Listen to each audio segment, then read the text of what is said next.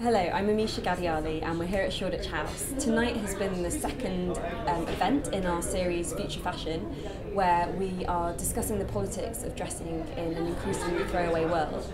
Our guest tonight has been the very talented designer Ada Zanditon, who has been talking about her collections, her inspiration and also her rules to dress by.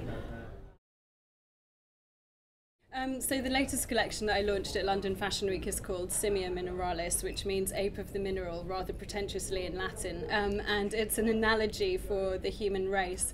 It was late at night, I was on my own in the studio as usual, and I was listening to Radio 4, and it was a programme called Forethought, and it was about, and this guy was talking about the mining of coltan, which is a metal which is used in laptops and mobile technology.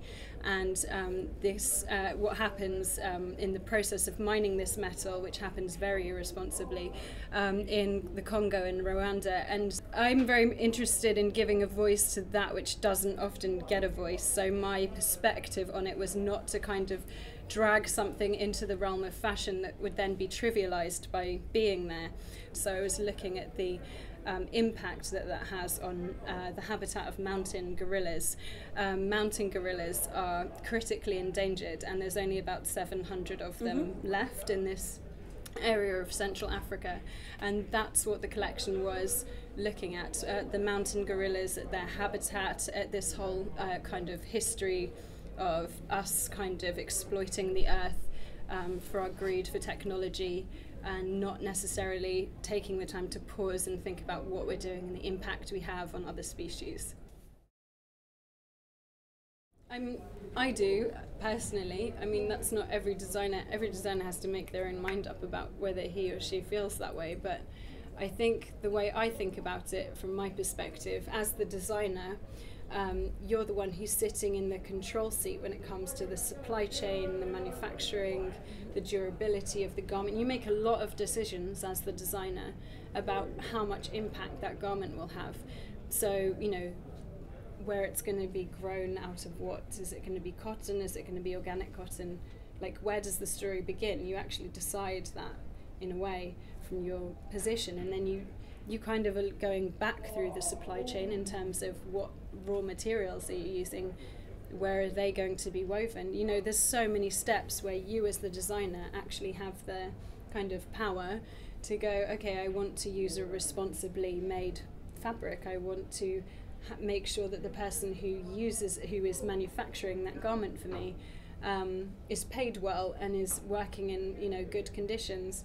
And then, you know, also you're the one you're actually making decisions about the life cycle of the garment and about how easy it will be for that person to care for that garment and how durable that garment will be. So you make a lot of material, physical decisions, very real decisions that have a lot of consequences to them. And you did the illustration on this. Yeah, and the illustrations, the illustrations are a bit psychedelic, but the illustrations are kind of, everyone's like always asking me, so what was the inspiration behind the illustration? And I'm like, well, kind of everything I've just told you about the collection, but it's not very obvious. I mean, I don't tend to, like, you know, do a collection on seahorses and draw an actual seahorse and plonk it on a dress. It's kind of, I like it to be a little bit more kind of subtle. Yeah, I like it to be a bit more subtle, and I like it to be a bit more layered. So it's, you know, a combination of drawings of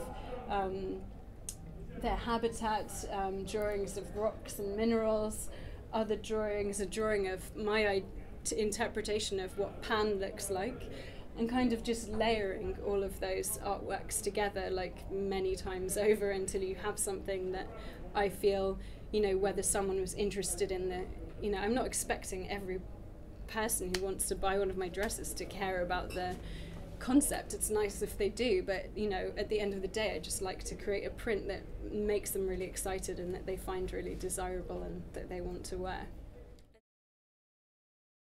Yeah, it's that transition process, and there's a lot of people like Ted Baker are now working with Made By, Made By are an organisation who help them to kind of have more fair manufacturing and oversee manufacturing to make sure it's more fair and, you know, correctly done. And so they've actually just started working with Made By, who are then working with all of their various suppliers to try and make sure that everything is being done in the way it should be done. But that is a massive step for a company to take, and it's like a huge amount of bureaucracy and red tape and implementation. So I do think that, like, sometimes we have this view of a company as being like this big evil entity who are trying really hard to destroy the earth. It's like, I don't think. My mum once said to me, you have to remember that most people don't wake up thinking, I really want to do a bad job today. Most people wake up with thinking, I really want to do a good job today. I really want to do well at what I'm doing. And I think that a lot of companies do feel like that, but they've been subject to market forces, market change, marketing, a business strategy, a board of directors, and so I think that, like, we have to, it's a really complex system, like you're saying, and so I think it's, we do have to also give credit where it's due, and also see that, if someone is actually trying to change that system, they may, it's very easy for me to be ethical. It's easy, like, people go, oh, is it really hard doing what you're doing? And it is hard, but it's still very easy for me to ring up Nigel in Yorkshire and go, oh, can I have 10 metres of that wall, please, Nigel? That's easy. It's like, me, Nigel, supply chain, done. That was it. Whereas if you are Nigel and the sheep. Me, Nigel and the sheep in Yorkshire, quite easy. Whereas, if you're in that kind of huge organisation, in that big company, your connection to Nigel and his sheep is like very murky and very complicated. And there's Nigel about and 20 his sheep people. Don't have enough wool as No, well. and there's about 20 people in between you and Nigel. So you're not actually speaking to Nigel. You're speaking to about 20 middlemen who exist in between you and that original supplier. I wish we had a photograph of Nigel now. I really do. Should get one. Who are you? So who are you? Yeah, okay, so my tip one is, who are you, is in terms of, I think that in fashion at the moment, like, the way that the high street works is it's so trend driven. You have this kind of really schizophrenic identity where I think you're meant to be a different person every single day of the week. And I think when it comes to really dressing and being yourself, it's important to just come back to that fundamental question of, actually, who am I? What is my identity? Like, what do I feel comfortable being myself in? And actually come back to that, rather than feeling like you have to follow all of these millions of trends, because there's actually just way too many of them.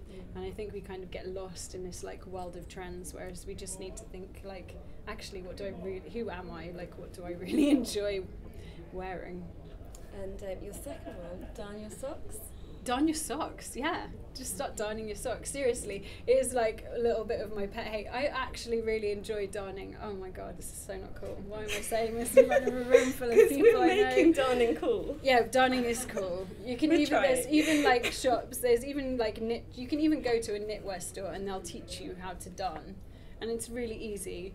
And like, no, and it's important. And there's so many things that we just throw away because we think, this has a hole in it. Okay, off it goes into the dustbin, which is like, and we actually throw away like, I think millions of tons of clothing goes into landfill every year. I mean, imagine the whole of Shoreditch House is made of clothes. Imagine like 90% of those clothes are non-biodegradable, and then imagine that like every fortnight that's the amount of clothing in the UK that's going into landfill, and that gives you some idea of why I think it's cool to darn your socks. I think you just sold darning to the room. Yeah, okay. And then your third tip, you said you were thinking about it, so you're going to have to think of one now. Oh no. I can't think of one.